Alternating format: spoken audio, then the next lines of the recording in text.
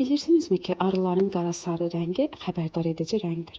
Bu cür rəngdə olan heyvanlar təhlükə anında dayanır, yırtıcıya parlaq ləkəsini göstərir və bununla da düşmənini çaşdırıb qorxuda bilir. Xəbərdar edici rəngi olan digər bir canlı da qırmızı-qara rəngli xəbərdar edici rəng morfoloji uyğunlaşmanın növlərindən biridir. Morfoloji uyğunlaşmanın digər bir növü isə mühitə uyğun rəngdir. Qışda ağ dovşanın rəngi mühitlə eynilik təşkil etdiyi üçün təhlükə zamanı dovşan yerində donub qalmaqla özünü düşmənindən qoruya bilir.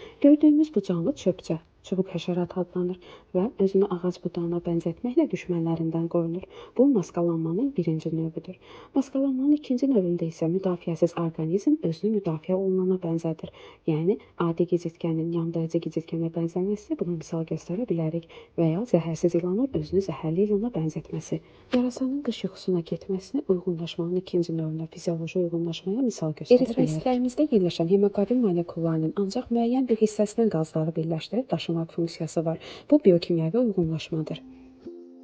Və uyğunlaşmanın dördüncü növü olan etoloji davranış uyğunlaşması. Bu cür uyğunlaşma sinir sistemi yüksək səviyyədə inkişaf etmiş heyvanlara xasdır.